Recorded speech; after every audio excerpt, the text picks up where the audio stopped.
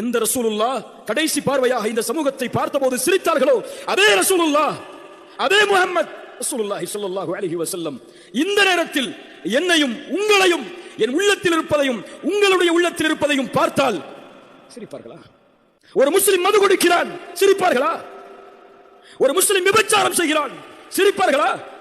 ஒரு முஸ்லிம் வட்டி வாங்குகிறான், ஒரு முஸ்லிம் அல்லாஹ்வுடைய தீனை, அல்லாஹ்வுடைய மார்க்கத்தை ஒரு அற்ப காதலுக்கு விலை பேசுகிறான்.